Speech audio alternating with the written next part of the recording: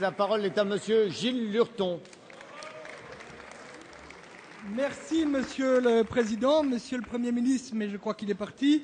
L'arrivée des feuilles d'impôt dans les familles a provoqué une véritable onde de choc dans le pays. Et les Français ont raison d'être inquiets.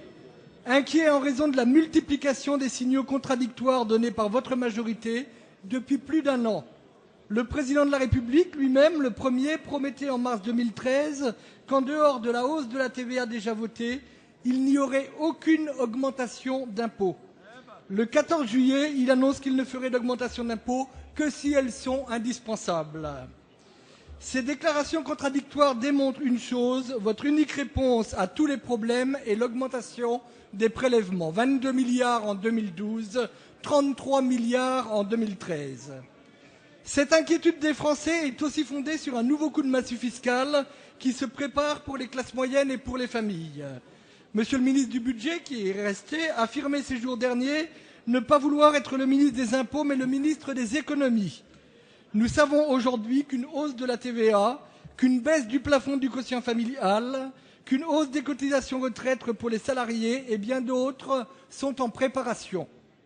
Sans parler des coups de rabot sur certaines réductions d'impôts, comme celles pour les parents d'enfants scolarisés ou étudiants, celles qui permettent aux salariés de déduire de leurs revenus la cotisation payée par leur employeur pour leur complémentaire santé. La conséquence de cette politique est inévitablement une baisse des recettes fiscales. Cet effet sur notre économie est logique. Si l'argent doit aller à l'impôt, il n'ira pas à la consommation, et donc pas à l'activité, et donc pas à l'emploi. Monsieur le Premier ministre, les Français sont à bout de souffle. Ils ne perçoivent pas vos réductions de dépenses et ont le sentiment que c'est toujours aux familles et aux classes moyennes de faire payer des efforts supplémentaires. Et les réponses que vous nous avez faites aujourd'hui ne nous rassurent pas, Monsieur le ministre. Elles ne rassurent pas les familles non plus. Alors je réitère ma question. Êtes-vous prêt à une pause fiscale? La parole est à 2014? Monsieur Bernard Cazeneuve, ministre délégué chargé du budget.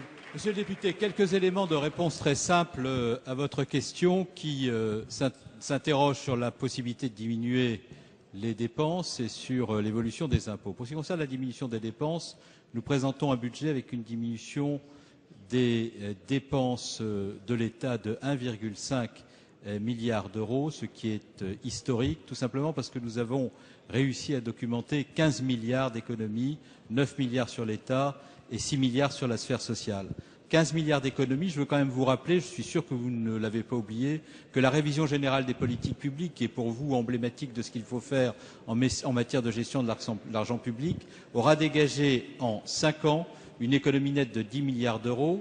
Si on divise 10 par 5, qui doit être la durée d'un quinquennat, ça fait 2 milliards par an. Quand on fait 2 milliards par an d'économies, c'est vraiment le signe d'une très bonne gestion de l'argent public. Quand on en fait 7 fois plus, c'est le signe de la gabegie. Je dois dire que j'ai un peu de mal à suivre ce raisonnement. Ça, c'est pour les économies. Ça, c'est pour les économies en dépenses et l'évolution de la dépense publique. Je voudrais quand même également vous rappeler qu'entre 2007 et 2012, la dépense publique a connu une évolution de 170 milliards d'euros supplémentaires, ce qui ne témoigne pas quand même d'une capacité à faire des économies en dépenses très grande.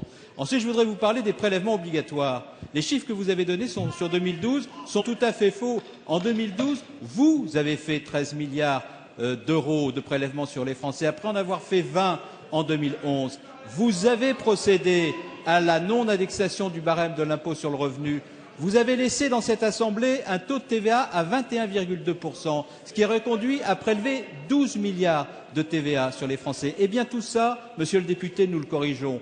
Nous réindexons le barème de l'impôt sur le revenu en restituant 700 millions aux Français. Nous allons l'améliorer encore par une mesure de pouvoir d'achat. Nous sommes en train de prendre des mesures qui sont destinées, avec le budget de l'emploi, avec ce que nous faisons sur les bourses scolaires, à redonner du pouvoir d'achat aux Français, c'est-à-dire à corriger les inégalités que, sans vergogne, pendant des années, vous avez contribué à creuser, comme les déficits et les dettes. Merci, Monsieur le ministre. La séance des questions au gouvernement est terminée. La séance est suspendue.